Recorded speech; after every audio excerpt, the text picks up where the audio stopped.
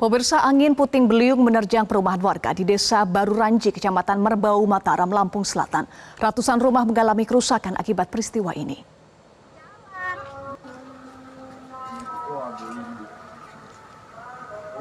Angin puting beliung disertai hujan deras mengakibatkan ratusan rumah warga di Desa Baru Ranji, Kecamatan Merbau, Mataram, Kabupaten Lampung Selatan porak-poranda. BPBD Lampung Selatan mencatat ada sekitar 11 rumah yang mengalami rusak berat, 72 rumah rusak sedang, dan 19 rumah mengalami rusak ringan.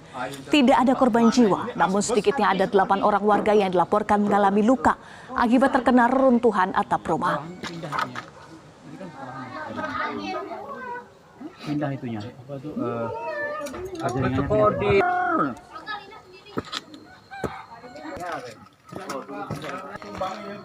Iya, tumbang Pak. Jelajahi cara baru mendapatkan informasi. Download Metro TV Extend sekarang.